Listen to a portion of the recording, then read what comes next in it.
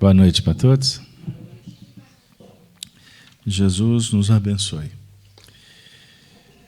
Nós gostaríamos de dar as boas-vindas para todos. Alguém vindo à casa a primeira vez? Não, né? Nós também abraçamos aos nossos amigos que nos acompanham através da transmissão da Rede Amigo Espírita, onde estas imagens, esta reunião é endereçada pela transmissão através da ferramenta do Facebook, do YouTube. Os companheiros que são ouvintes da Rádio Brasil Espírita de Maceió também nos acompanham com uma audiência bem intensa. Pode trazer aqui, minha filha. Obrigado. Então, e os nossos irmãos da FEAC que estão nos acompanhando nesse momento, através do site da nossa casa, que é o www.feac.org.br. Lembrando que a gente faz 4 transmissões ao vivo durante a semana. A reunião Evolução e Vida da terça-feira, às 19h30. Transmitimos às quartas-feiras o estudo do livro das Cartas de Paulo, porém o horário é um pouco mais cedo, 19 horas. Às quintas-feiras, o Livro dos Espíritos, 19h30. E aos sábados, nós transmitimos ao vivo o estudo do livro Apocalipse, que é realizado aqui pelas manhãs, às 8h30.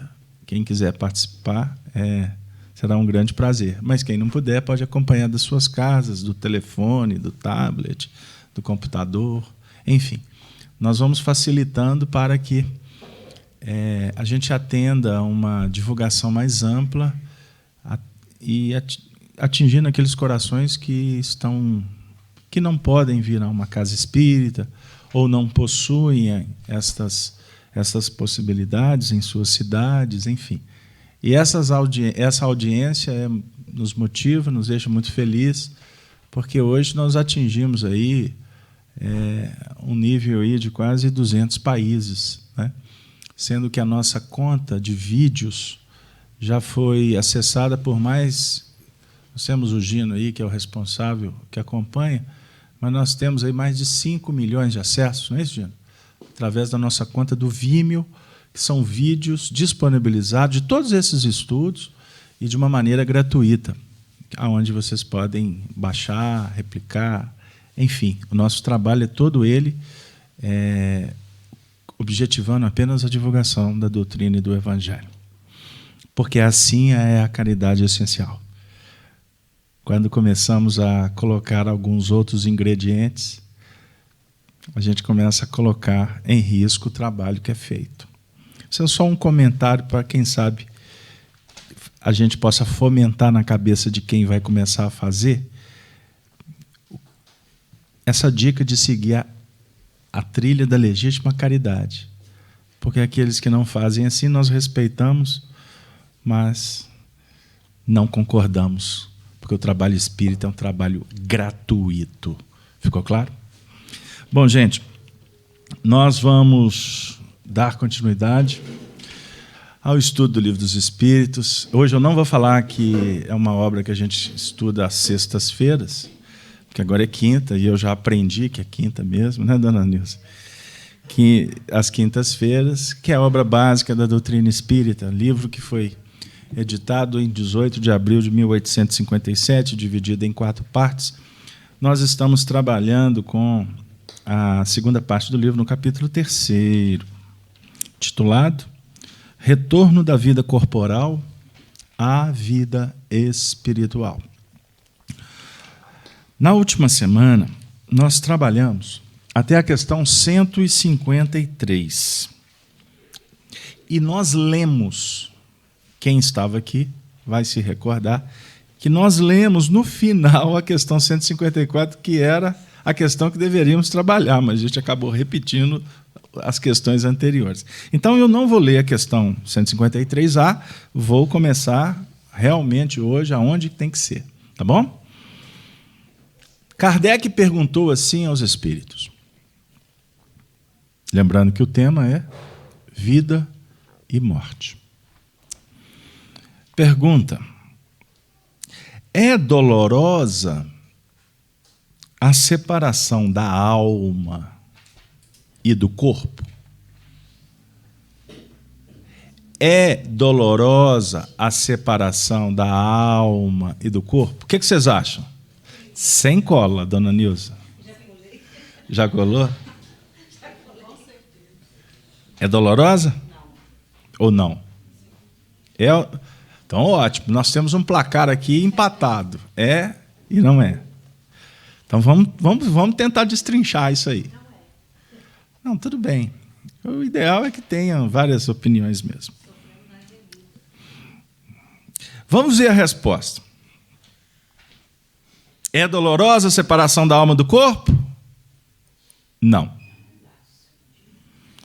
O corpo quase sempre sofre mais durante a vida do que no momento da morte. A alma, nenhuma parte toma nisso. Calma. Nós não estamos com pressa hoje, não. Ou alguém está com pressa para morrer? Não, né? Continuando.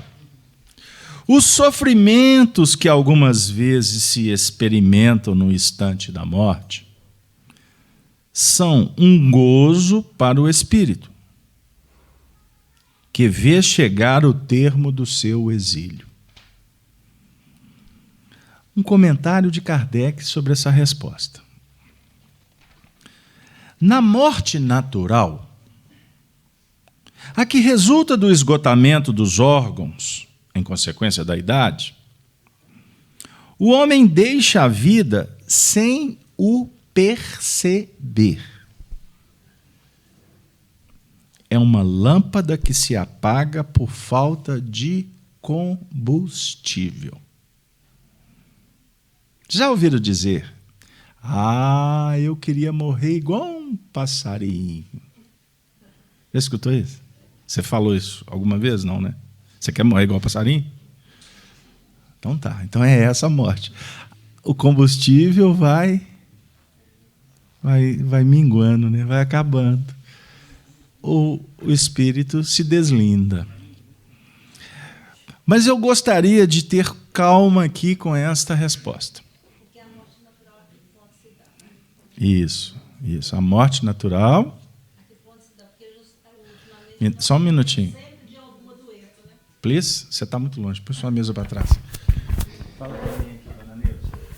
A morte até que ponto se dá, essa morte natural? Porque geralmente a gente adoece para chegar ao final, né? É muito difícil ter uma morte natural desse jeito aí, naturalmente, apagando. Em parte a gente concorda com a senhora. Mas existem casos que a pessoa pode desencarnar só pela velhice, não houve uma doença propriamente dita. Pode acontecer, não é? Aliás, acontece frequentemente. Agora, porque o indivíduo fica velho, não significa que ele vai ficar doente. O raciocínio é esse. Embora a velhice possa facilitar a chegada de doenças. Então, aqui, quando estudamos o Livro dos Espíritos, em grupo, assim, discutindo, ou em grupos mesmo de debates, porque aqui nem chega a ser um debate, mas, assim, tem muito tempo que a gente faz esse trabalho e nós fomos aprendendo, à luz da orientação espiritual que nos chega via as intuições, que a gente tem que ter calma na leitura, porque nós temos que ver o contexto que foi promovida a pergunta e o objetivo das respostas. Porque se a gente não for cuidadoso, a gente vai estar pegando um texto e a gente pode pegar esse texto como algo definitivo, fechado. Não pode ser assim doutrina espírita. Então, a pergunta é brilhante e a resposta extraordinária. Por isso que eu costumo dizer que no Livro dos Espíritos a gente não sabe o que Tem hora, o que é mais bonito, se é a pergunta ou se é a resposta. Tamanha a complexidade dessa obra. É dolorosa a separação da alma e do corpo? A gente já logo pensa, né? A gente já logo se remete àquela morte abrupta, né? A morte que envolve a tragédia. A gente quer respostas assim muito objetivas, de uma maneira generalizada, e não pode ser assim. Porque a gente tem aprendido com os espíritos que não existem duas encarnações iguais. Não existe. Biologicamente, sim. Mas nós estamos falando em nível espiritual, não existe. E se não existe duas encarnações iguais, não existe duas desencarnações iguais. Se eu for avaliar, repito, fisicamente falando, é óbvio que há igualdade em muitas as similitudes, enfim, semelhança. Mas o assunto aqui envolve as questões morais. Envolve aqui painéis espirituais que se abrem tanto na chegada quanto na partida. Pessoas que estão naquele contexto, não é? Porque quando desencarna alguém, desencarna junto com ele todos que estão no contexto. Desencarna de alguma sorte. Você vê alguém partir, não é? Você vê alguém desencarnar, há uma grande alteração num sistema, ou no ecossistema, ou no sistema psíquico de um grupo. Não é verdade? Então, ninguém morre sozinho. Então, mas se eu for avaliar, para não fugir do texto, se eu for avaliar aqui com vocês agora, no seu sentido apenas do espírito que está desencarnando, eu já começo a dizer que esse que está desencarnando, que já desencarnou muitas outras vezes em vidas pregressas, este não está vivendo uma desencarnação igual a que ele já viveu no passado. Cada desencarnação para o espírito é um novo aprendizado. Olha como é que o assunto começa a ficar. Ele começa a abrir vertente.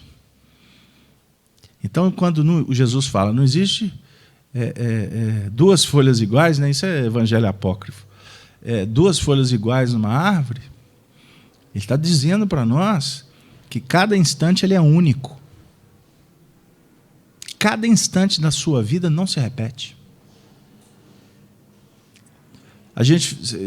Eu brinco com vocês aqui que se nós nos reunirmos aqui toda semana para ler uma questão só do Livro dos Espíritos, essa questão é suficiente para a gente falar cada semana de uma maneira diferente. Não é assim que acontece quando você relê um livro, assiste de novo um filme.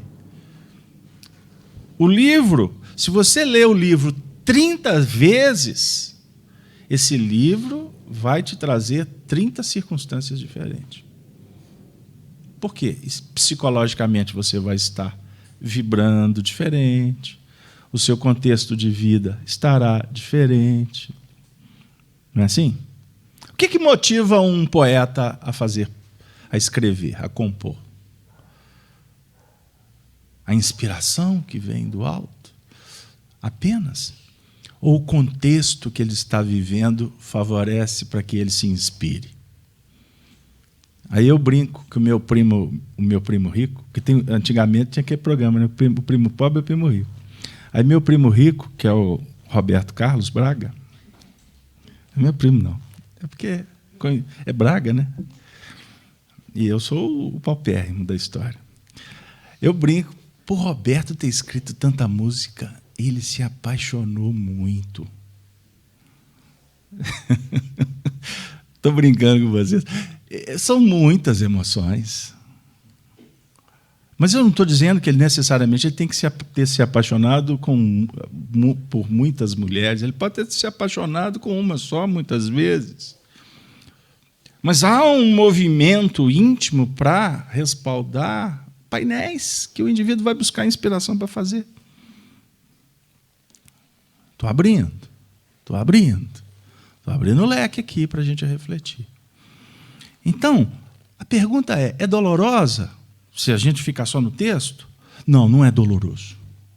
Não é doloroso desencarnar. Porque o corpo, na realidade, para o espírito, a dor que ele está vivendo, o corpo, por exemplo, porque a dor tem a ver com o corpo.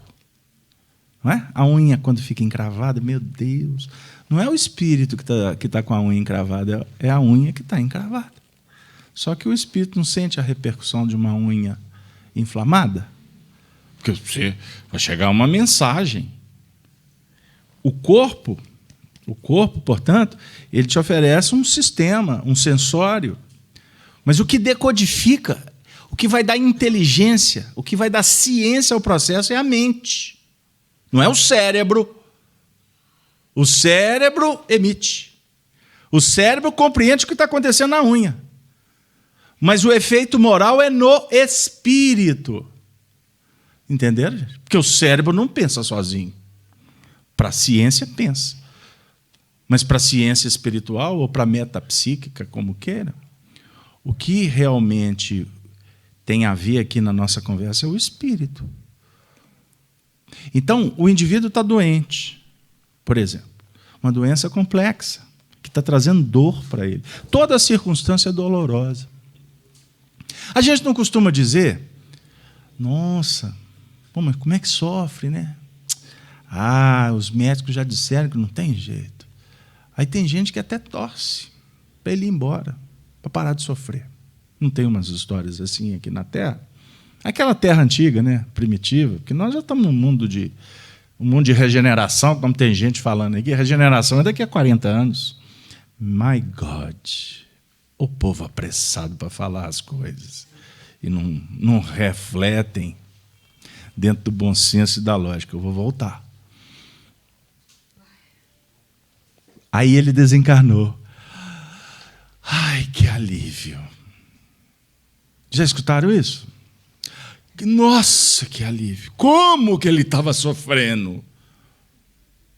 Mas se você for passar na régua, costuma ser a expressão egóica dos familiares. Porque eles não sabem o que é a dor, qual que é o valor, qual que é a importância da dor para o espírito. É igual a gente aqui na Terra. Nós movimentamos para vencer os obstáculos. É este o projeto do espírito. Porque todo obstáculo é oportunidade para você potencializar-se, para você encontrar estratégia, habilidades, força, o que seja, para você vencer o obstáculo. Você está vencendo limite, como um atleta que se prepara para ganhar uma medalha, batendo os recordes. O nosso psiquismo opera assim. Então, quando a gente fica doente, por exemplo, o nosso desafio é vencer a doença. Isso não precisa de você pensar. O nosso instinto de preservação, que foi edificado no tempo e no espaço, nos reinos inferiores que nós frequentamos, o princípio ele é acionado quando nos sentimos desconfortados, amedrontados. O instinto de conservação entra em cena. Ele não é refletido. Ele é impulso. Ele é impulso. Você, na hora que a parede está caindo, você não fala assim, essa parede vai demorar tanto tempo, ela vai cair, qual que é o peso dela. Não tem nada disso, isso não é raciocinado. A parede está caindo. Qual que é o impulso? Ninguém quer desencarnar de emparedado, né? Imaginou? Que coisa desagradável. Mas, de repente, o indivíduo não viu. O indivíduo não viu que a parede ia cair. Ele morreu soterrado. O espírito vai sentir dor por causa da tijolada do concreto que vai bater na cabeça dele? É o que Allan Kardec está levantando aqui num primeiro momento. O espírito não sofre? Não. Então, Nem acidente nenhum? só um pouquinho. Eu vou abrir. Eu estou criando uma situação aqui. A tijolada na cabeça, o espírito vai sentir dor do tijolo? Não. Porque a tijolada foi tão forte, tão rápida, estourou a estrutura craniana dele, ele desencarnou na hora. Dá tempo de sentir dor? O que vocês acham? Ou vocês acham que o espírito vai ficar debaixo da parede assim, nossa senhora, mas que tijolo pesado que bateu na minha cabeça. Nós estamos falando do desencarne. Eu não estou falando daquele que está lá gemendo debaixo das pedras. Pegou? Eu estou assim. É como falar, como tinha aquele programa humorístico, morreu. Desencarnou. Eu falo desencarnar para a gente ficar numa linguagem muito espírita, né? Mas o morrer aqui é no sentido da morte orgânica. Morte física. Isso é morte. No Evangelho, morte é outra coisa. É de conceito. Morte moral. Morte espiritual. É outro papo. Não tem a ver com o nosso aqui, que está bem materializado. Então, o indivíduo tomou um tiro. Tá. Foi alvejado naquele órgão, não é, fundamental e veio a óbito no mesmo instante. O espírito sente a dor da bala? Não. O que vai sentir, o que vai registrar é o seu sensório, o corpo. O falecimento já caracteriza a desvinculação. A desvinculação psíquica. Tá? Eu vou ficar devagarzinho aqui porque o assunto vai abrir mais. Vai abrir mais e vai aparecer pergunta da internet aqui que a Denise está em pânico. Denise está quase desencarnando. Gente, vocês da internet, calma, porque Denise não vai dar conta de tantas perguntas. Só um pouquinho. Eu preciso que vocês não me desencarnem abruptamente. Não me levem à morte. Porque eu preciso só de voltar para o texto aqui. Porque senão a gente não caminha. Porque vai ter mais questões para frente que vai ajudar. Por isso que tem reunião semana que vem. Tá bom? Cenas dos próximos capítulos. Voltando. Não, o corpo quase sempre sofre mais durante a vida do que no momento da morte. Vocês prestaram atenção no texto? Querem que releia? O corpo sofre mais durante a vida do que no momento da morte. Não, espera aí. Não é essa a frase. A frase está dizendo, o corpo quase... Tem uma palavra, tem um quase aqui. Tem uma condição. Quase sempre. Então, se é quase sempre, não é sempre. Quase sempre sofre mais durante a vida do que no momento da morte. Ué, então se é quase, então há situações que o indivíduo morre, que o indivíduo sofre no momento da morte. Ué, espera aí, então está contradizendo o que você acabou de falar? Não, está contradizendo. A gente fala, depois desfala. A gente joga lá, depois vem cá. Porque a ideia é a gente ir abrindo os painéis para tirar as conclusões. A alma, nenhuma parte toma nisso. Então, se é quase, então há momentos que a alma toma parte nisso. Entenderam? Então há uma desencarnação que a alma toma parte no processo doloroso. Então você perguntou, numa morte acidental, como eu disse, abrupta, a alma toma parte nisso? Em tese, não. Em tese, não. Mas pode tomar parte nisso. Confundiu, não? Eu vou te explicar. Por que ela pode tomar parte nisso? Porque, na realidade espiritual, o que vale é a mente. É a sua construção mental. Então, o indivíduo, dois indivíduos aqui, vamos para o paredão. Dois indivíduos estão sendo fuzilados. No mesmo instante por metralhadoras. Quer dizer, em tese, eles desencarnam praticamente na mesma hora, certo?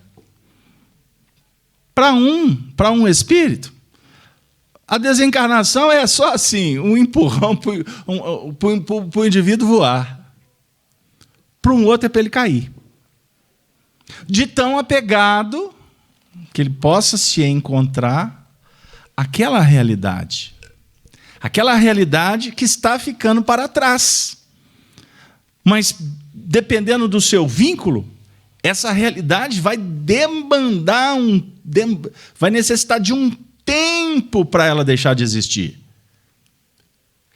Então eu posso dizer, dentro dessa abertura que a questão do Livro dos Espíritos nos oferece, e eu não estou aproveitando deixa, não.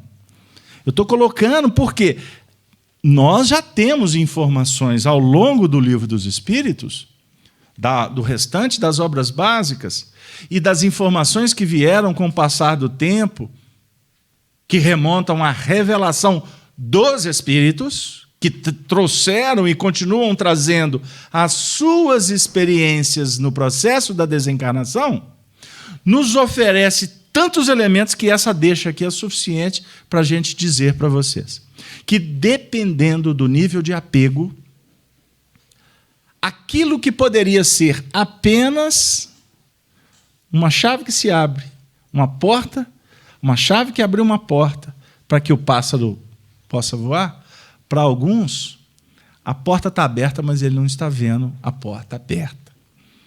A porta está aberta, mas ele está vendo grade, ele está vendo cadeia, ele está vendo sangue, ele está vendo dor. Por que ele está vendo tudo isso? Porque foi o que a mente dele produziu, seja naquele instante ou durante muitos outros instantes.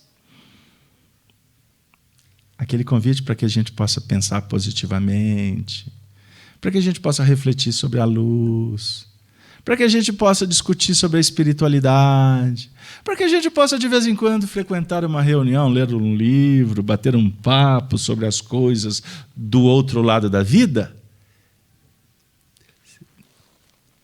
Eu vou dizer para vocês que, na realidade, é uma metodologia para que a gente possa produzir a nossa realidade espiritual que dimana daqui.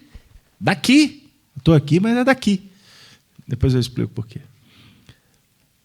Para que, quando chegar o nosso momento, ele seja um momento mais suave do que pode estar sendo pintado por nós agora. Denise.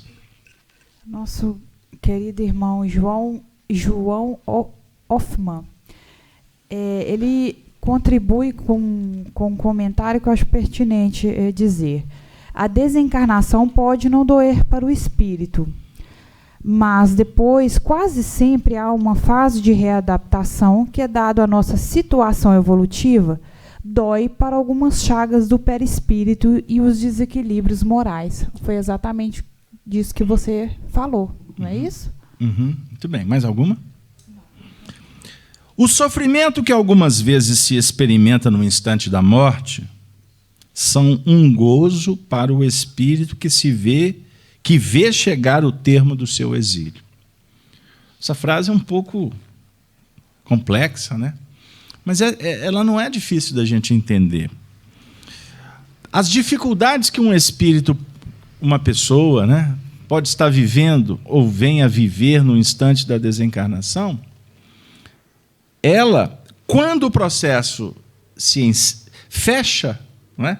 Porque ele fecha aqui para abrir lá. Quando é definida realmente a morte do indivíduo, para o espírito é um alívio. Então, a dor, ela não está... Nós não podemos colocar aqui como a dor antes, ou a dor depois, ou a dor durante. O processo dela ser depois, dela ser antes, ou dela se perenizar, depende da maneira que o espírito vê. É isso que a gente está tentando dizer para vocês. Durante uma vida inteira, o indivíduo fez de tudo para se apegar às coisas da terra. Ele abraçou com muita contundência os processos do rancor, do ódio, do medo, da dúvida, do ceticismo, da ira, da violência. Não precisa de listar, porque a gente sabe quais são os movimentos íntimos que nos encarceram. Se o indivíduo alimenta tudo isso, os prazeres da carne, né, os interesses imediatistas, o indivíduo vai fomentando isso a vida inteira, a vida inteira, a vida inteira. Ele está nessa vida, semeando procedimentos que ele vai viver amanhã. Não é verdade? Todos os desregramentos, eles trazem consequências. Não é isso? Isso é básico, né? A ciência hoje nos ensina isso com muita tranquilidade. Estes processos que vão trazer para nós as enfermidades do corpo podem sim se estenderem pós a desencarnação. O indivíduo desencarnou nesse procedimento de enfermidade crônica. Não necessariamente porque ele desencarnou que esse sofrimento vai cessar pós o fato em si. Mas espera aí, mas o que sofre não é o corpo? Ah, mas o sofrimento do corpo, ele tem repercussão sobre o psicológico do acamado, do enfermo. E cada um administra a dor de uma forma diferente. Nós temos profissionais da área da saúde aqui que vão nos dizer que ainda está longe a ciência humana de desenvolver o chamado medidor. Não é bulidor, não. Eu lembrei do bulidor. Só lembro do bulidor? Eu usava bulidor para fazer café? Usamos ainda? Eu lembrei disso. Bulidor. Existe medidor? Não, medidor do quê? Não, assim, medidor, que mede a dor. Tem esse equipamento? Não tem. É o desafio para os médicos. Aí o médico tem que trabalhar com as estatísticas, né? Com as pesquisas, com o que o enfermo vai colocar, e ele vai somando, né? Porque são vários contando a mesma história, e a ciência vai construindo painéis para prescrever, para e etc., fazer prognósticos, etc, etc, etc. Mas o tamanho da dor de um corte, quer ver como é que vocês vão dar uma bela risada? Numa mulher tem um efeito. Num homem, um desespero. Não tem uma história assim? No homem dói mais. Não dói mais? Porque o homem é um animal mais evoluído? Superior? Fraco? Ela foi contundente. É fraco. Gente, isso é só para a gente dar uma leveza na reunião, um tônus mais brincalhão. Mas é porque a mulher tem mais resistência à dor. Olha o parto.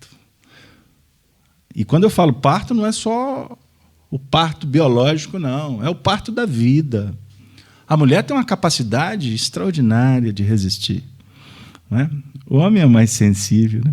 Devia ser o contrário, né? Porque o homem é mais bruto, a mulher é mais evoluída. Agora eu fiquei bem com a ala feminina, não fiquei? O homem consegue ficar mais calado mais tempo. É, o homem se cala mais, é verdade. Depende, há controvérsia, porque tem uns que falam, que adoram o timbre da própria voz. Não é? Ainda mais quando vira expositor espírita. É difícil fazer o indivíduo parar de falar. Mas voltando à nossa cena, a dor física, ela tem uma repercussão diferente. Ah, mas isso tem a ver com sensibilidade, com o sensório. Eu tenho que ir devagar, porque tem gente aqui, doutor, na matéria. Ah, porque os 5 sentidos. E aí vai vir teses e teses de discussão. Mas o meu assunto não é a ciência humana. A nossa conversa aqui é a repercussão no espírito.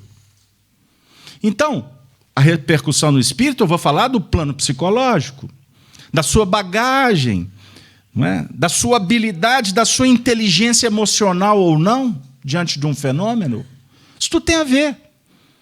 Então, existem, por exemplo, determinados dramas que a gente vive na vida que, para o espírito, é um grande desafio, porque é uma mistura. O problema de agora que ele está vivendo, com cargas magnéticas que ele recebe dele mesmo de experiências de vidas pregressas em que ele passou por um problema parecido. Explica melhor. Se prender alguém aqui num quarto escuro, não tem problema nenhum, a gente vai procurar saber se é onde que ele vai encostar. Dependendo de um outro que for prender ele num quarto escuro aqui, vai ter que sedar. Porque ele vai entrar em desespero. Porque ele tem pânico, claustrofobia, por exemplo. Por que ele tem essa síndrome? Isso é uma disfunção. Isso é um problema psíquico. Mas nunca aconteceu nada para ele ter essa dificuldade. Isso agora. Por que tem gente fazendo terapia aí porque tem medo de lagartixa? Por que um indivíduo tem medo de lagartixa? Isso são diagnósticos tão simples, em tese. Em tese é muito simples. Para o psicólogo, se tivesse conhecimento espírita, tirava de letra. Mas o problema não é só diagnosticar, que, por sinal, o que tem de gente boa para diagnosticar é um negócio absurdo. O desafio é operar com a terapia devida. Porque a terapia desse não necessariamente serve para o outro. Porque são realidades espirituais diferentes. Embora as técnicas existem para serem utilizadas e dão certo. Né? Por isso é que existe pesquisa, por isso que existe o investimento extraordinário de bilhões e bilhões de dólares no sentido de capacitar cada vez mais os nossos sacerdotes da ciência para nos ajudar. Porque somos seres frágeis. E vivemos um instante de muitas definições espirituais. Olha como é que o assunto vai apertar. Porque a gente passa por aqui nas reuniões espíritas falando. E, por sinal, é uma festa falar desse assunto no movimento espírita. Transição planetária. É o momento da definição. E qual casa espírita que não fala desse assunto? Mas a gente percebe que nós precisamos ter mais cuidado. Porque transição planetária, o planeta vive há 4 bilhões desde quando ele foi constituído. As mudanças sempre estão acontecendo. Nós vivemos, sim, um período de definições, de um grande projeto, mas faz parte de um projeto amplo e que o nosso entendimento atual é muito acanhado para perceber aonde que ele vai desaguar, porque até então nós temos informações muito filosóficas. Mas eu queria dizer que esse período é um período de muitas mudanças, isso é claro. Isso qualquer garotinho lá no Sudão sabe, que nós vivemos um momento de muitas mudanças. E essas mudanças climáticas, mudanças no sistema econômico, no sistema político, e por isso que está um caos para todo lado. E se tem caos é porque está mudando. Agora, para mudar, demora muito tempo para lavar jato. Por sinal, até estão querendo acabar com a Lava Jato. E pode ser que acabe mesmo. Para ficar todo mundo decepcionado, aí é porque essa geração da agora não merece que a Lava Jato funcione. Mas não tem problema, que vai ser lavado mais à frente. Não é? E nós vamos pagar por isso, vai ter um sofrimento, uma dificuldade, mas é porque nós estamos nesse processo. E se estamos aqui, porque temos que passar por ele. Não dá para driblar. Quem quer driblar, quem quer fazer com que o bem-estar, seja individual, de grupos ou de coletivos, se estabeleça em detrimento da legislação superior, está dando um tiro no pé, porque vai ser engolido, porque o progresso está acontecendo. Mas nós estamos falando de desencarnação e queremos falar dos efeitos psicológicos desse processo de transição. É complexo, porque as pressões espirituais são tão intensas que hoje, para você entrar num processo depressivo, é muito fácil. É muito fácil. De tanta pressão, de tantos problemas que existem por aí.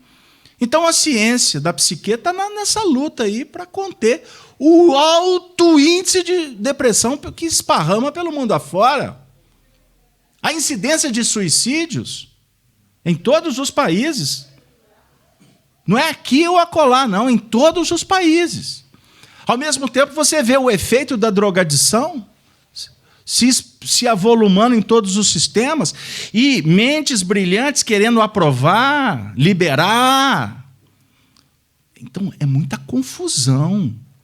Então, você imagine como que, no processo nosso da vida, nós lidamos com o passado, que emerge o tempo todo, e como as percepções do ser humano, a caminho da evolução, estão cada vez mais ampliadas, eu quero dizer o seguinte, que esse tempo agora, a percepção das pessoas estão mais ampliada do que há 100 anos atrás.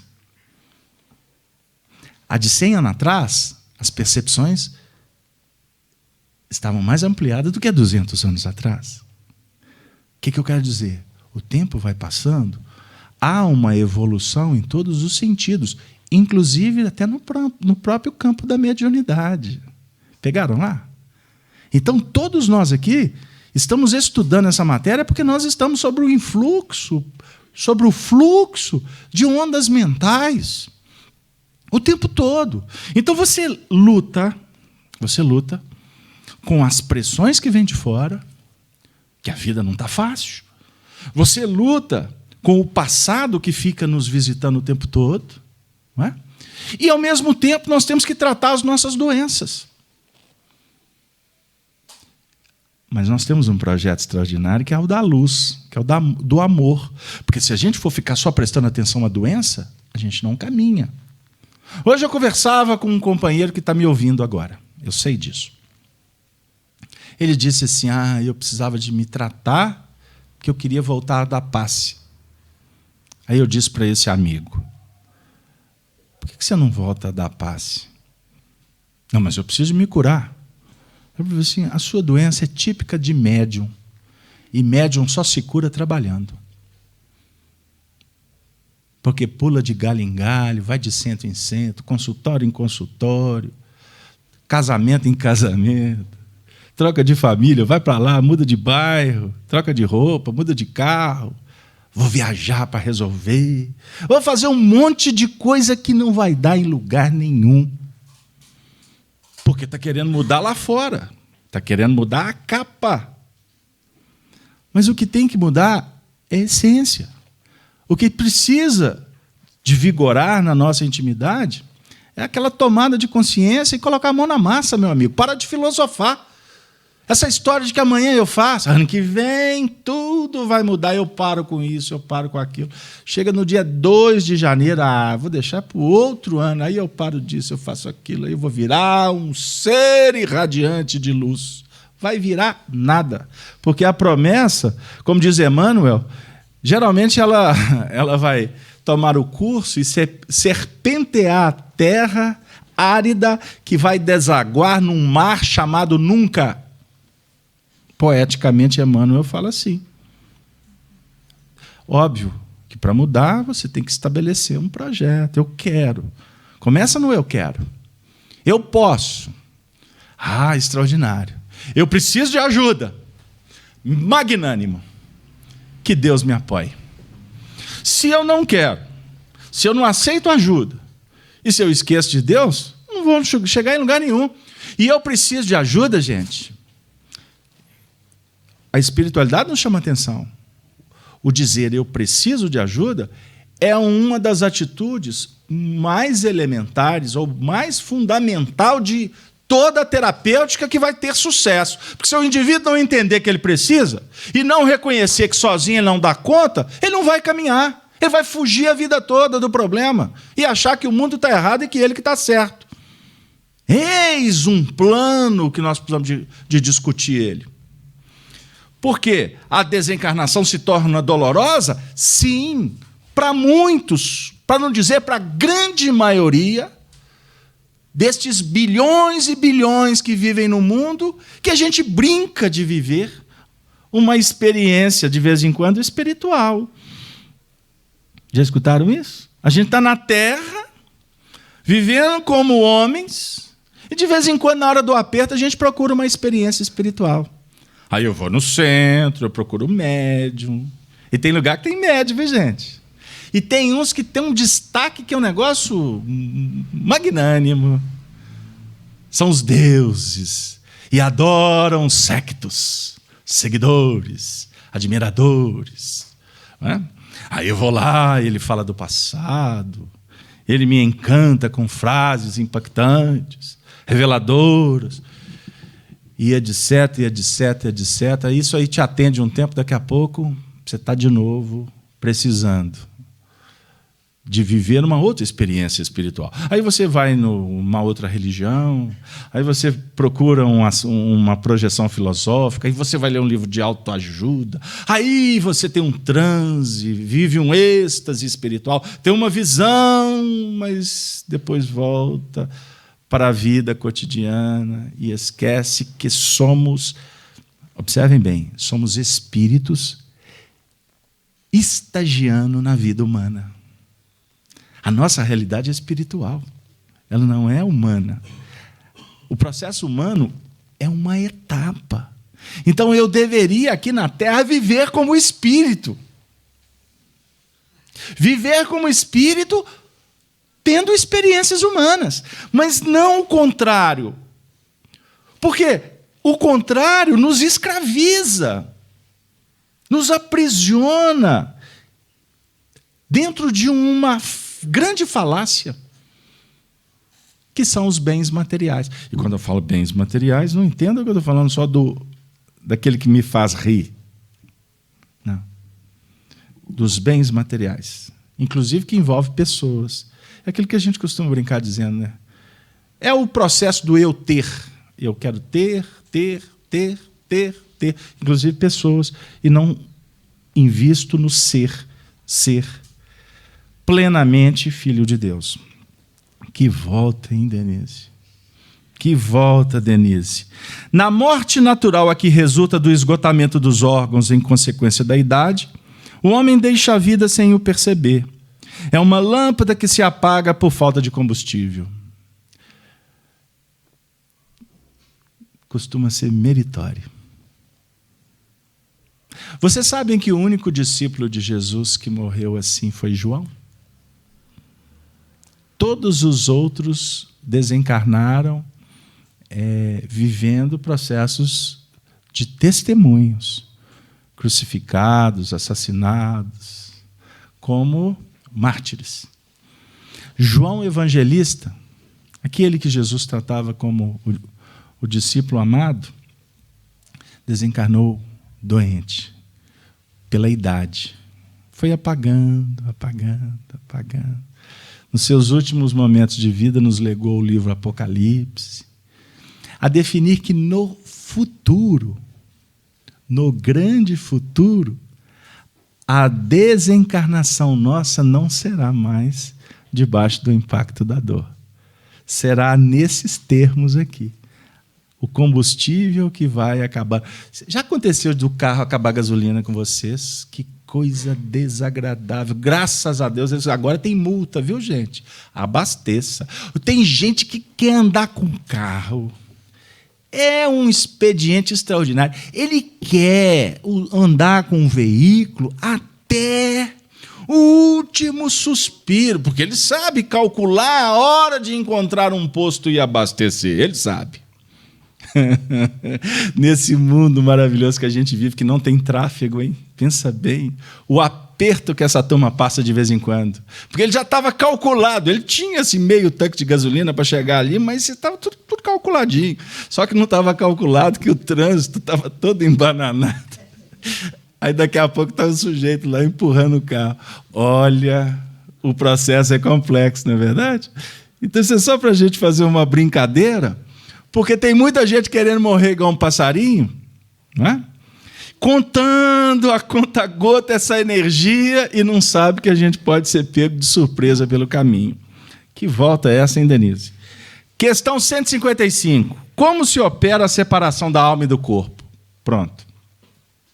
Complicou nossa vida. Como se processa ou se opera a separação da alma e do corpo? Já estou desencarnando de calor.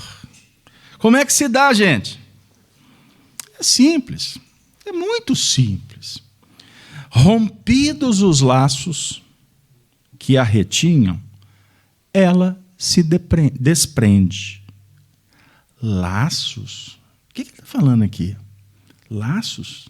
Então, tem laços? Sim, sem dúvida. Então, o nosso espírito, né, o nosso perispírito, ele é o modelador do nosso tipo biológico. Então, as matrizes de toda essa estrutura que a gente vê aqui, ela se fundamenta no perispírito, ele é o modelador. Ficou claro? Só que é o seguinte, a estrutura, a forma, o corpo mental que coordena o nosso corpo físico, ele é energia. Ele é um tipo de matéria rarefeita, né? Mais sutilizada, mas é matéria. Okay? Então, uma matéria, para se vincular à outra, é muito interessante que a gente pense o seguinte, no que é mais rarefeito, que vai se densificando, que vai se materializando, até se tornar essa estrutura que é registrada nesse mundo nosso das percepções sensórias dos 5 sentidos. Então, o corpo espiritual ele é sutil. Agora, os filamentos que coordenam a nossa estrutura física são filamentos, são laços energéticos. E esses laços energéticos, eles têm as suas regiões específicas que eles se apresentam como feixes nervosos. E esses feixes nervosos estão vinculados à nossa própria estrutura nervosa, do sistema nervoso mesmo. Olha que interessante. Então, o vínculo ele é muito sutil. Tem os vínculos mais densos e aqueles que são, portanto, cada vez mais rarefeitos. Então, nós temos o estudo dos chakras, ou dos centros de força, que definem as vinculações nos feixes, nos plexos nervosos mais importantes, que são 7 chakras, ou 7 centros de forças. Chakras é uma linguagem oriental. Centros de força é uma linguagem adotada por André Luiz. Então, nós temos o coronário, que é o principal, que no cérebro ele tem a vinculação com a nossa glândula pineal. Nós temos o frontal, que é a região que estabelece a diretriz da nossa inteligência, dos comandos centrais e mais importantes. Nós temos o laríngeo, temos o cardíaco, temos o gástrico, temos o básico, temos o sacro. Enfim, cada um destes centros possui uma analogia, né, de importância com o nosso corpo físico. Então, só para não estender, o coronário está ligado às nossas coronárias, né, ao coração. Então, ele tem uma função também que gerencia, por exemplo, o nosso sentimento, né, além das funções orientativas no campo fisiológico. Então, quando nós nos exacerbamos, por exemplo, nós nos desviamos na área do sentimento, nós vamos definir uma carga, uma sobrecarga na região do nosso coração. Estou falando tudo em nível bem simbólico e simples. E essa exacerbação terá repercussão no nosso perispírito, através deste centro coronário, do centro cardíaco. Ficou claro? Então, o que acontece? Na prática, vamos desencarnar? Agora? Não? Por quê? Vamos fazer um treinamento, exercício. Então, vamos para a academia. Vamos fazer igual aquele pessoal lá. Para cá, para lá, para lá. Vamos fazer um exercício para desencarnar. Se nós entrarmos num processo de desencarnação agora, com desvio na área, com desvios na área do sentimento, na área cardíaca, no campo físico, por exemplo, ou no campo emocional, quando a operação da nossa desvinculação, do espírito se desvincular do corpo físico, os técnicos que nos auxiliam no processo da desencarnação terão que ter mais cuidado na área do cardíaco. Pegaram lá? Aí o Carlos Alberto desencarnou. Vocês não querem, eu quero. Cheguei no plano espiritual agora com o coração todo detonado. Né? Por vários motivos. Eu estou tentando ser muito simplista, para não tornar o estudo chato, cansativo. não tenham dúvida que eu terei que receber tratamentos magnéticos na minha área perispiritual lesada. Ponto. Eu cometi um suicídio. Eu dei um tiro no ouvido para resolver os meus dramas passionais, problemas terrenos, etc, etc, etc. Bom, em tese eu vou resolver meu problema aqui na Terra, porque eu não tenho dinheiro para pagar a conta. Não é? Mas o que eu estou trazendo para mim? Um problema grave de ordem moral. Porque o atentar contra a própria vida, eu estarei acionando um mecanismo extremamente danoso, que é o movimento que vai ao encontro daquele instinto que eu citei anteriormente, que é o instinto de preservação. Ok? Nosso ser luta pela preservação da vida. Isso é instintivo. Então, quando o indivíduo está com uma infecção, o organismo dele está lutando para se reharmonizar. Não é isso, Denise? Estou falando bobagem aqui não, né? Me ajuda aí. Qualquer coisa você me chuta aqui debaixo da mesa. Tá? Mas o que estabelece, o que rege essa luta microbiana, né, é um ser pensante que está por trás disso, que é o espírito.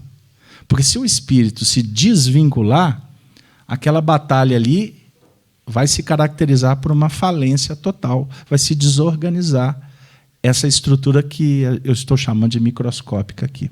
Ok? Nesse processo, a desencarnação se caracteriza. Não é? Agora, pode acontecer que também, dentro destas disfunções, dessa batalha por conta de uma doença, o espírito, que é o mantenedor da organização, não ter a competência para aquela jurisdição. Então a morte se estabelece e o espírito, em tese, é expulso do corpo. Pegaram aí, gente, o que nós estamos falando? O espírito é convidado para sair daquele processo. Como que ele é convidado? Porque a própria falência orgânica da estrutura, da imunologia que dança aí nesse processo, favorece para que estes filamentos energéticos que mantêm o espírito ao corpo físico entre num processo de falência, ou de ruptura, ou de transmutação, seja o termo que a gente pode adequar aqui nessa explicação, repito, muito simplista, muito básica. Então, o indivíduo desencarnou por conta dessa dificuldade toda instaurada. Ele vai para o mundo espiritual e ele vai precisar de se adaptar a uma nova vida. Não é assim que acontece na reencarnação? O espírito é trabalhado para ele se adaptar ao mergulho no líquido amniótico. Mas ele vai mergulhar no líquido amniótico através do corpo físico. Daquele momento que é apresentado, que é caracterizado, a concepção. Na hora que estabelece a conexão, o espírito é vinculado ali ao óvulo. Certo? Ali começa a vida. Então, qualquer processo abortivo, depois da concepção, ele é um crime diante das leis divinas. Ponto. Agora eu vou deixar a turma tranquila em tese. Esse crime, ele vai ser tipificado ou ele vai ser mensurado de acordo com o entendimento de quem está no processo.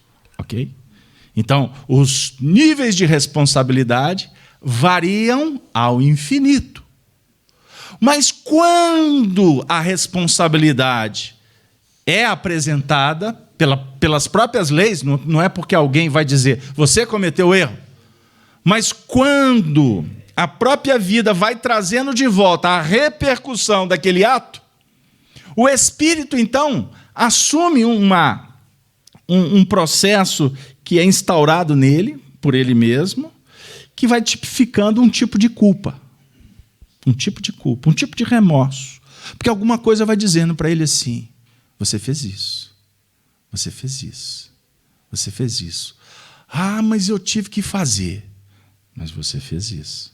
Aí ele vê um filme, aí ele lê um livro, aí ele vê alguém comentando uma notícia que fala do aborto. Aí eles estão discutindo lá no território político se aprovam ou se não aprovam. Só de sair no jornal, o indivíduo que praticou, ele se vincula psiquicamente àquele assunto. Por quê? Esse histórico está registrado no psiquismo dele. E quanto mais entendimento que ele vai percebendo pelos próprios fatores indutivos da vida, inclusive pelo próprio mecanismo da dor, ele vai se comprometendo com essa história. Aonde ele pode, dependendo do grau do envolvimento, do que contextualizou o processo, ele pode, por essa culpa alimentada por ele, criar um sistema de disfunções na sua estrutura perispiritual. Então, ele, que cometeu aquele crime, seja ele qual for, pode começar a trazer, pela desarmonia, eu estou sendo cuidadoso aqui, pela sua desarmonia, ele pode começar a instaurar na sua estrutura perispiritual um processo de enfermidade, que vai amanhã ser traduzido numa enfermidade do corpo físico. Então, essa enfermidade foi instaurada no seu corpo espiritual. Lembra que eu falei do tiro no ouvido? O tiro no ouvido, ele vai levar o indivíduo à desencarnação. Mas essa desencarnação não vai ficar simplesmente naquele fato em si. Ela vai trazer repercussões para ele, que ao longo do tempo, sem entrar nos meandros, porque senão isso requer um verdadeiro tratado para ser analisado, o indivíduo pode amanhã, nesse reconhecimento do ato, que lesou o corpo físico, que lesou o perispírito, ele, num momento de retorno à lida física, ele se compromete ou ele é levado para a reparação, aonde ele vai reencarnar, por exemplo, com um dano na área cerebral. Ele pode reencarnar surdo, cego, ele pode desencarnar, ele vai reencarnar com um processo que vai se potencializar no tempo, ele pode ter uma síndrome X, não é? Ele pode ter uma hidrocefalia, ele pode ter uma paralisia num grau qualquer, seja menor ou maior. Ele pode reencarnar e vir a ter um problema na coluna cervical. Ele pode ter um acidente e ficar tetraplégico. Ele pode passar por processos complexos. Nós vimos essa semana uma cena que já começa a ficar, infelizmente, costumeira com a violência instaurada nas grandes cidades. Então, vimos uma cena de uma criança, de uma mãe que recebeu uma bala perdida e atingiu a criança que ela carregava no ventre, e parece que a criança até veio ao óbito. Não é isso? Isso, não sei, eu estou paraplégica. Ponto. Elucida mais a nossa ideia. Imagine uma bala perdida que atinge uma criança no ventre da mãe e ela vai renascer e ficar paraplégica. Na visão humana, é um absurdo. Na visão divina, é estarrecedor. Sempre o é. Mas, dentro dos preceitos da lei de causa e efeito, aquela criança não vai ficar paraplégica se ela não vier a óbito, porque a bala foi perdida. Aquele fato é um fato que, de alguma sorte, tem a ver com suas dramatizações, com as suas escolhas, com uma série de fatores que vamos instituindo ou estatuindo ao longo do nosso período de vidas. E isso é importante a gente verificar que não é imputado, na maioria das vezes, como um castigo. A espiritualidade, existem casos que são discutidos com o próprio reencarnante. Sabiam disso? Quando o espírito tem condição. Porque tem alguns que são trazidos sem a mínima consciência ao processo da reencarnação, tamanha a idiotia, tamanha a loucura, tamanho o estado de desequilíbrio dessas entidades no mundo espiritual.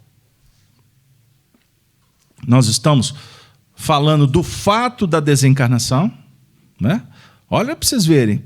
Se eu ficar estudando com vocês só pergunta e resposta, pergunta e resposta, pergunta e resposta, é mais fácil vocês ficarem em casa e lendo o livro. Não precisa de gastar gasolina, já que eu falei da gasolina, né? Aí vai faltar gasolina para ir em outro lugar amanhã. Não precisa de se movimentar para vir na casa espírita, porque eu não vou ficar só lendo. Pegaram? Eu faço essas justificativas vez por outra, porque existem pessoas que não estão acostumadas com a dinâmica e muitas vezes perguntam, mas ele não falou do tema. Porque pegou o assunto lá na frente, não está dentro de um contexto, e também porque somos incompetentes. Ponto. O assunto abre, amigo. Não tem jeito de falar do espírito a conta-gota. Outro dia me perguntaram, Carlos Alberto, por que você não faz igual a maioria está fazendo aí, gravar pílulas de evangelho? Faz a gravação de 5 minutos, leia um texto, você tem uma voz. Eu falei, não sei que voz é essa a minha. Olha, isso é tão produtivo, porque as pessoas não têm tempo. Deixa a turma que quer explorar, fazer mídia. Porque essas pílulas, elas têm uma função, elas atingem, virulaliza e traz para o expediente que interessa aqueles que repercutem essas pílulas. Aí você vai lá, você tem que pagar um site tal para assistir uma palestra X daquele indivíduo que está comprando a consciência da multidão. E agora o teu recado é para amplo. Porque tem muita gente brincando de espiritismo por aí. E a mídia favorece. Não. Estudo doutrinário tem que ser criterioso. Você não aprende doutrina espírita a toque de caixa. Você tem que repetir. Você tem que voltar. Porque todo esse nosso estudo ele tem um objetivo moral. Isso aqui é para mudar painel de vida. A gente acompanha a dor. A gente lida com pessoas desesperadas por aí. E quando eu falo de desencarnação, quantos casos a gente se envolve até para ajudar o indivíduo a desencarnar. Olha o que o conhecimento traz para a gente. É responsabilidade. Nós estamos brincando de intelectualidade aqui, que sabemos doutrina espírita, porque ninguém sabe nada. Não. Aqui a força é do trabalho.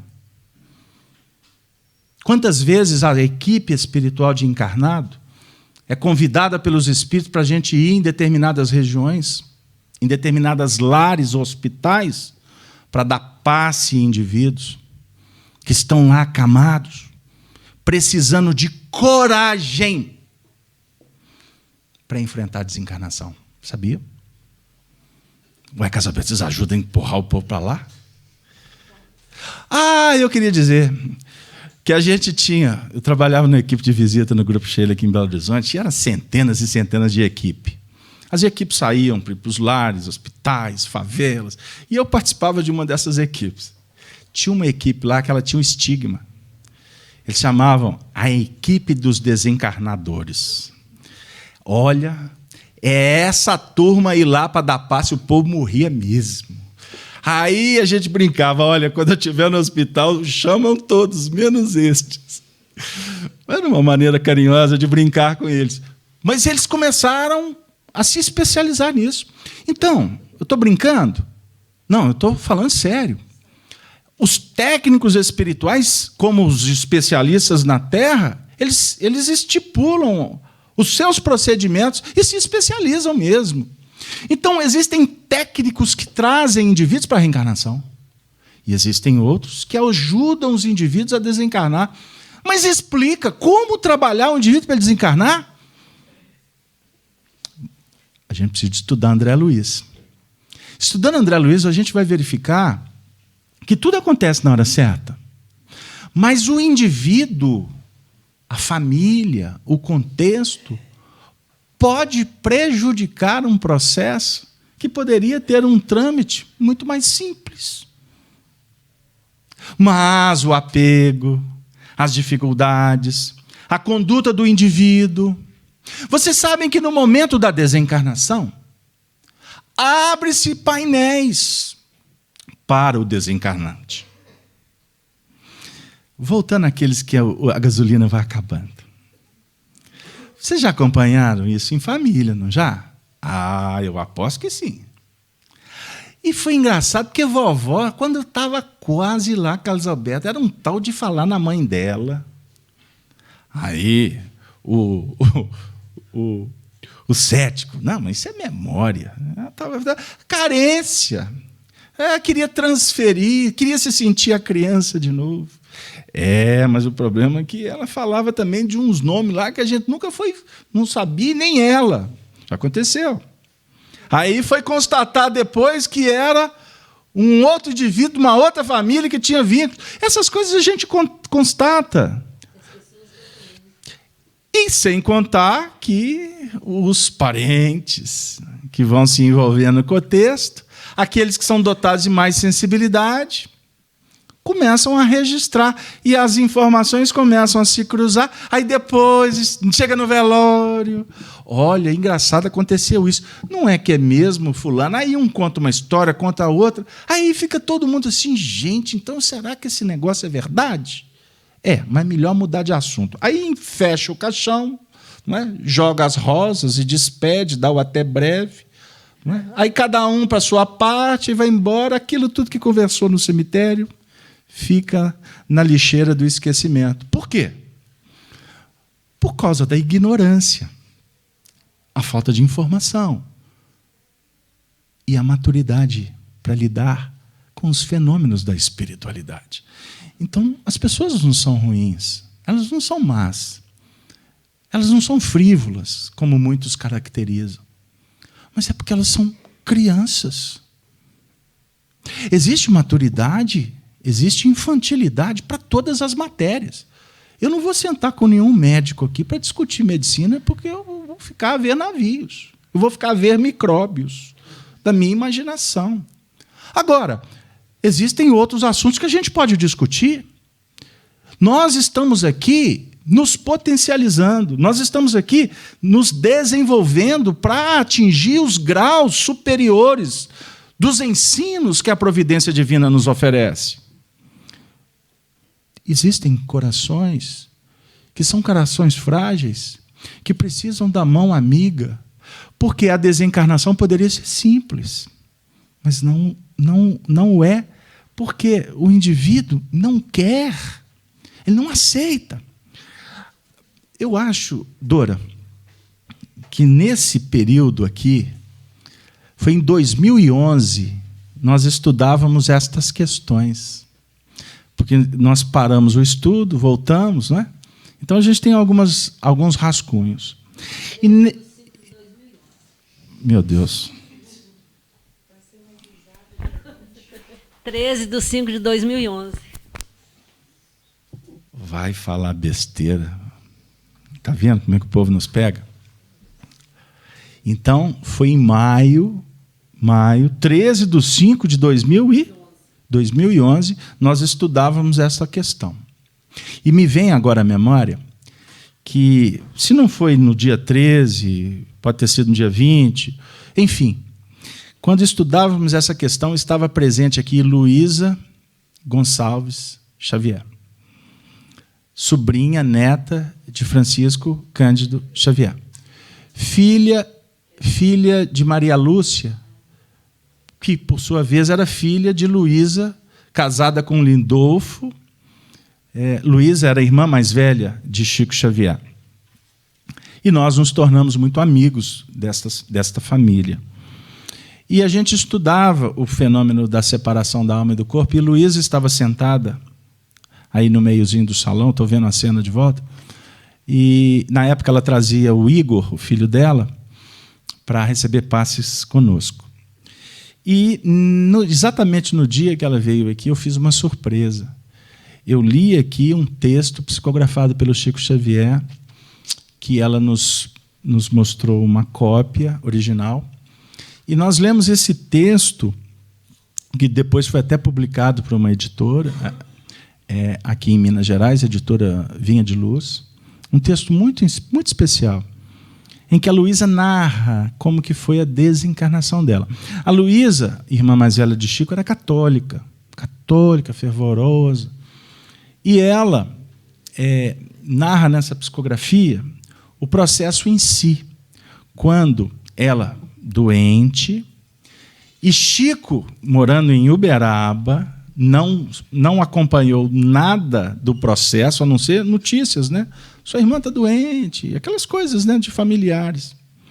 E a psicografia ela detalha como foi aquele último dia dela.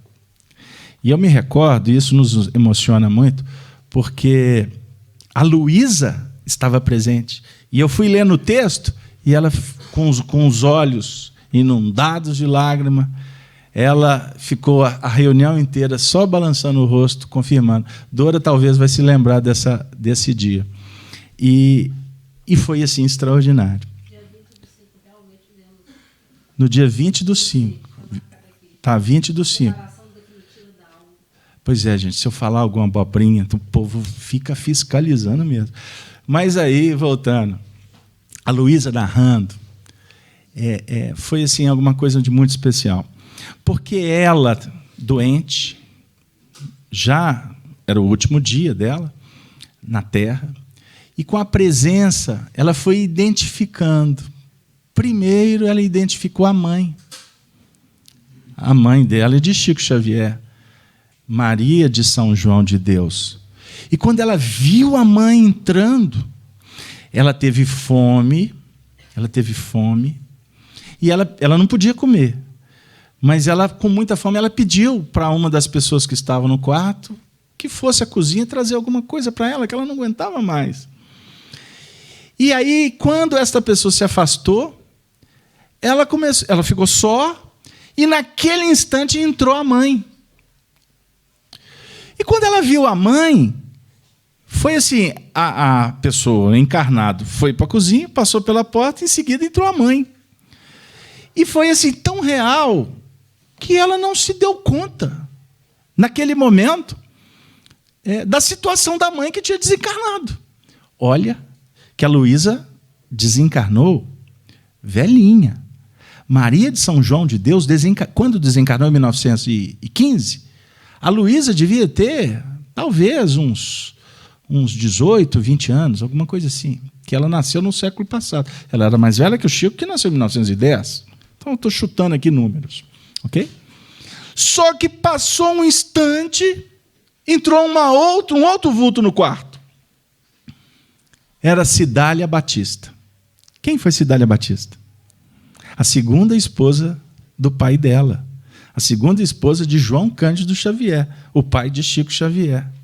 A Cidália vocês que já assistiram um filme da vida do Chico, quando aquele menino estava sofrendo, aí o pai casou e reuniu os filhos, e o anjo bom que foi cuidar do Chico, e foi cuidar dos outros irmãos também. Então, quando a Cidália entrou no ambiente, ela se assustou, aí a ficha dela caiu. E na narrativa fica bem explícito, fica bem claro que ela entendeu ali que ela estava desencarnando. E você sabe qual foi a reação dela? Ela virou para a mãe e disse assim: eu não vou com a senhora. Porque o nível de apego que ela tinha com a filha, Maria Lúcia, na descrição, era muito intenso. De todos os familiares, o vínculo dela era com a Maria Lúcia. Maria Lúcia, a mãe da Luísa, que estava sentada aqui.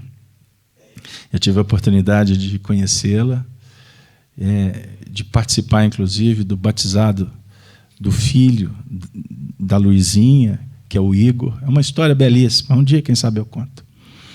Com a presença dos benfeitores, dos Xavieres todos no evento. Foi um negócio assim, muito especial. E os Xavieres desencarnados. E, naquele momento, ela disse: não, eu não abro mão de continuar do lado de minha filha Lúcia. Gente, imaginem a cena.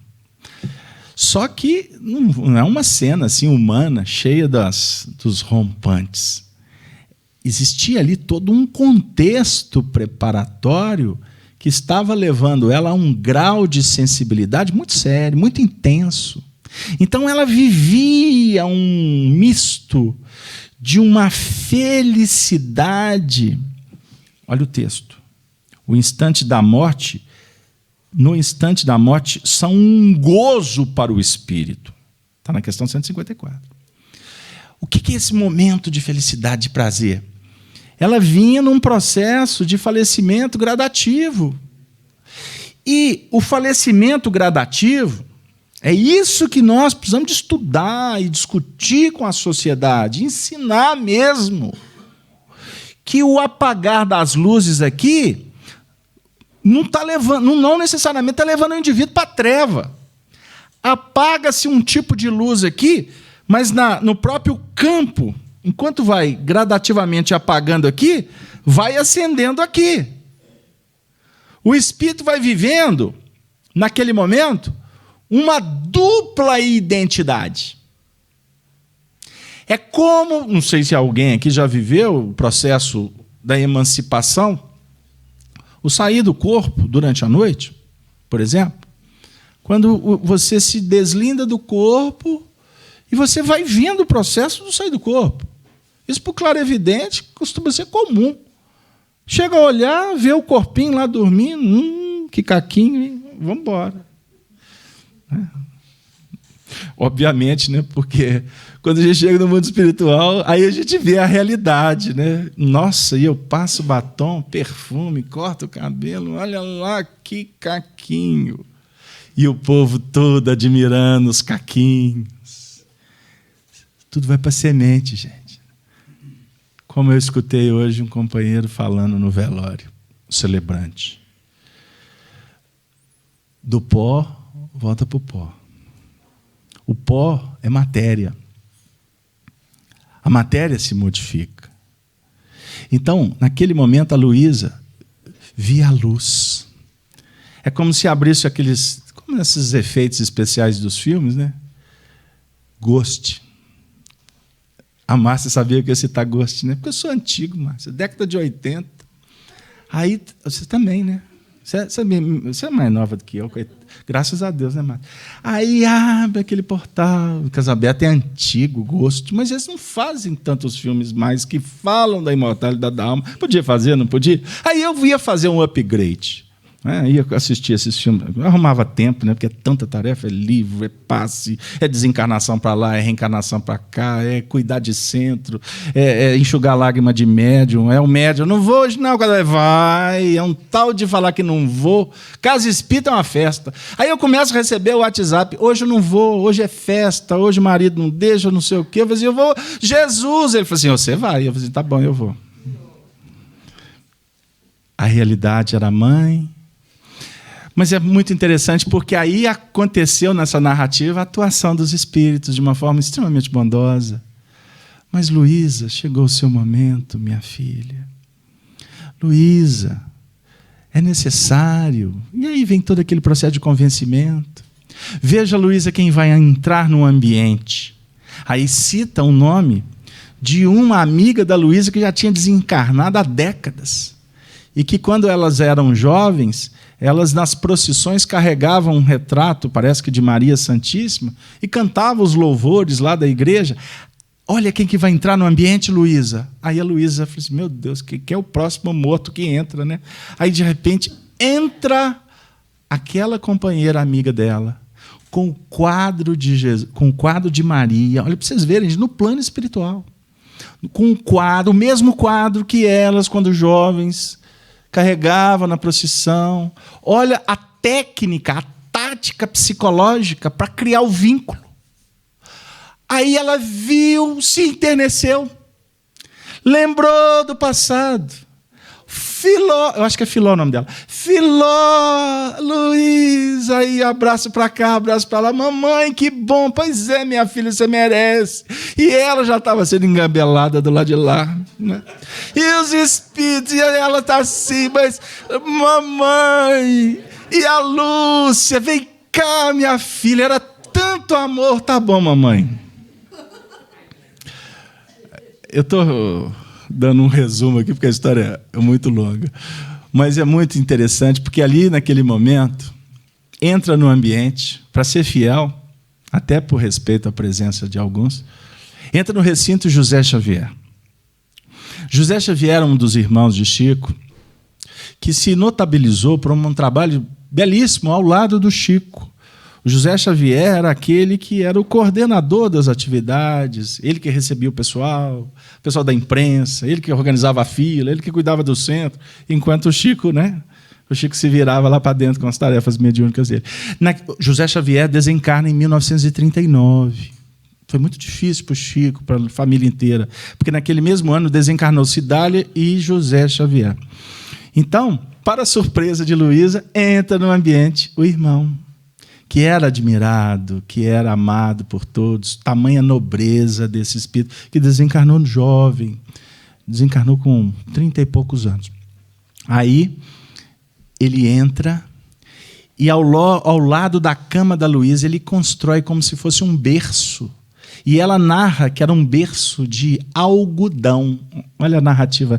Pela ignorância dela, ela não tinha termos técnicos para falar que era todo um procedimento, um equipamento com ectoplasma. O algodão é aquele plasma que os médiuns exauram, enfim, que é manipulado, inclusive, na cabine de passe, nas terapêuticas que são empreendidas na casa espírita, que era um procedimento para acolher o espírito dela, ou o corpo espiritual dela. Pegaram lá? Então é como se saísse de uma cama e fosse transportado para uma maca. Então os espíritos, quando desencarnam nestas condições, eles se despertam no mundo espiritual em hospitais. O indivíduo desencarnou, ficou um tempo no hospital, como é que ele pode desencarnar num jardim? Como é que ele vai para um campo para ver anjo tocar harpa? Coisa de mais sem graça. Não, tem todo um efeito psicológico. Ele vai passar pelo procedimento tal qual ele necessita. Agora, existem os espíritos em condições superiores, desencarna aqui, está em pé aqui, já trabalhando. Mas nesse mundo nosso de materialismo, de consumismo, de individualismo, de egoísmo, de orgulho, de corrupção com as coisas espirituais, como que nós queremos? Como que nós podemos planejar uma desencarnação sobre a égide dos planos superiores? Nós teremos que passar por procedimentos mesmo. Agora, nós podemos facilitar esse processo, sem dúvida alguma. E a dica é: faça o bem. Faça o bem. Semeie a paz. Lute pela paz. E lutar pela paz é lutar com você mesmo e não com o outro. Deixe de querer convencer, doutrinar, falar de coisas que as pessoas não estão prontas. Viver o evangelho é entrar nos ambientes semeando alegria, sendo companheiro, solidário, copartícipe de um processo. Com sua mulher, seja um bom marido. Com sua esposa, o mesmo. Essa é a sua tarefa. Mas a sua missão não é simplificada ou tipificada como mulher. Não. Você, como mulher de um marido, por exemplo, você tem momentos que você é educadora, mas tem momentos que você é companheira, tem momentos que você é namorada, mas tem momentos que você é filha. Tem momentos que você pode até se tornar adversário, no bom sentido, de debater, e não de disputar espaço, porque isso é a tarefa inglória dos vaidosos, querendo dominar, sobrepujar. Como esposo, o mesmo.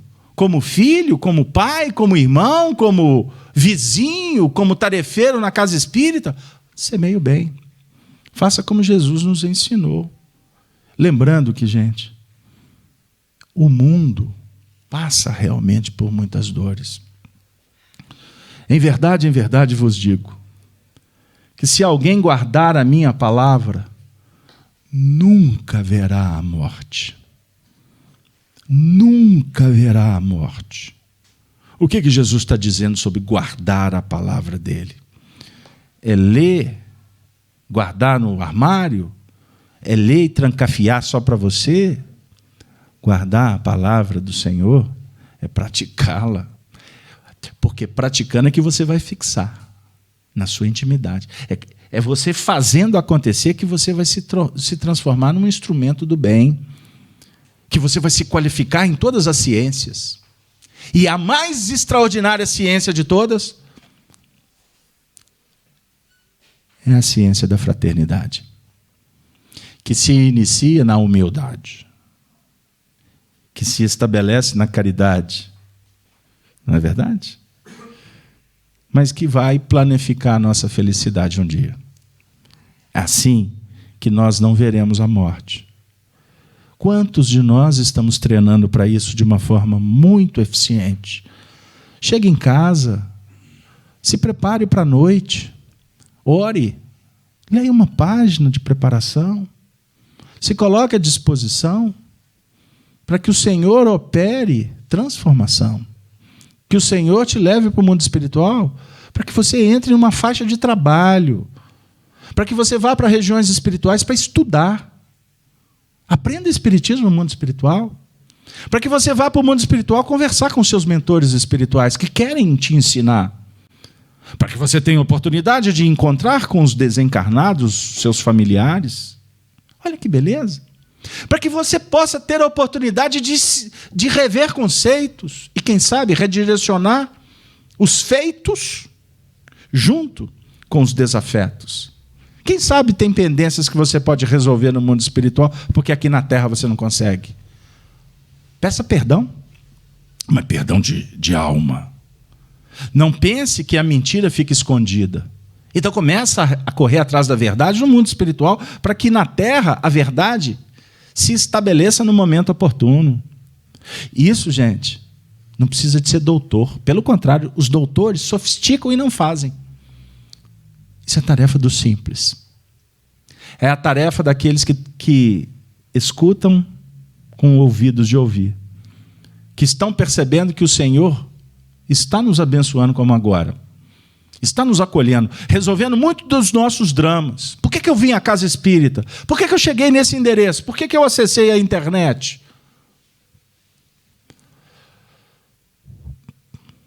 Porque chegou a hora.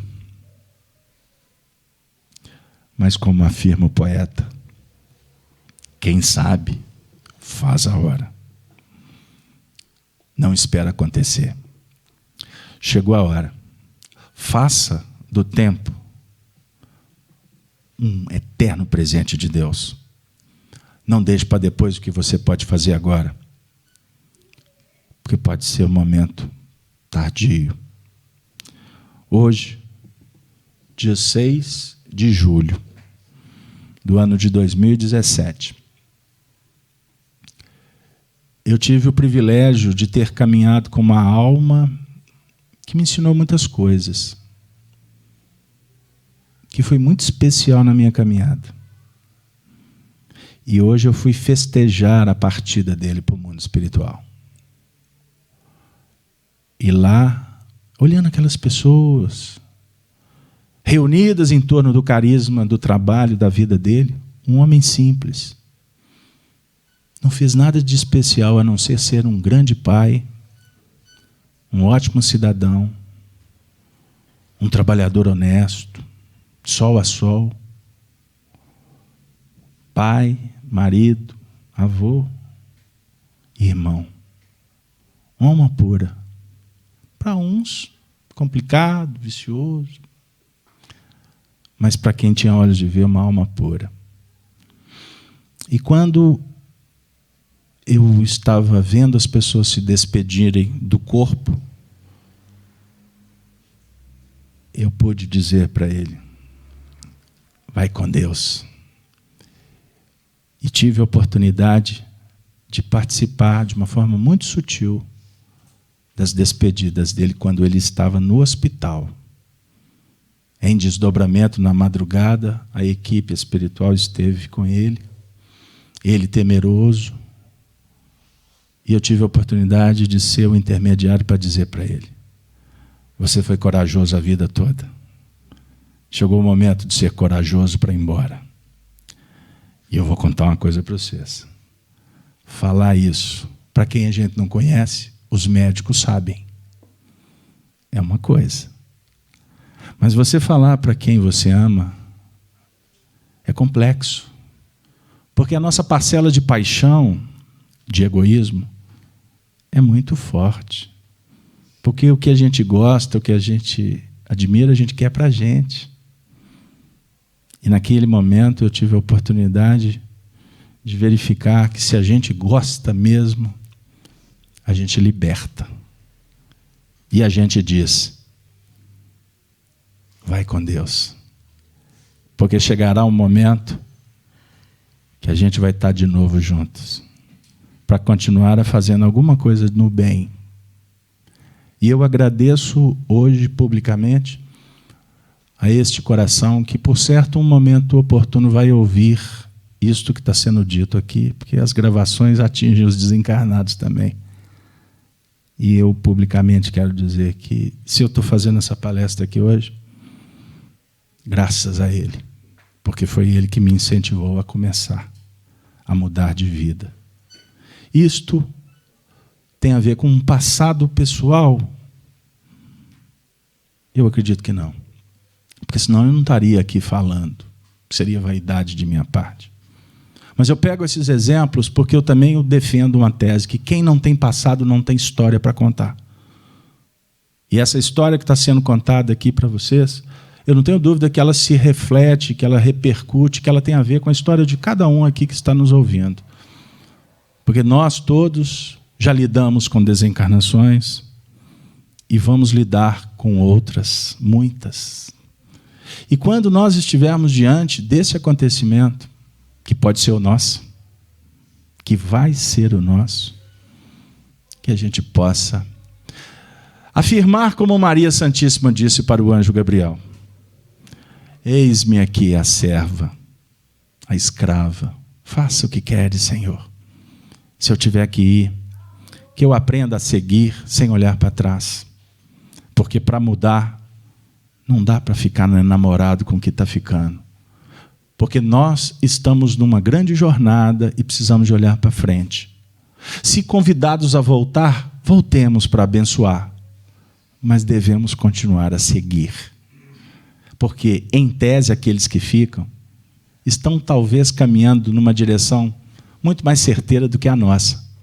E a gente pode ter a vaidade de julgar que somos insubstituíveis. Como afirmava um grande amigo, Jarbas Varanda, companheiro do grupo Sheila, de insubstituíveis o cemitério está cheio. Não somos insubstituíveis. Fica a lição singela, mas bem direcionada. Quem ama sabe seguir adiante, no rumo certo da felicidade eterna. Muito obrigado a todos. Guardemos a palavra do Mestre, porque com amor não há morte, há vida, ressurreição, oportunidade, felicidade e paz. Nós agradecemos ao Carlos Alberto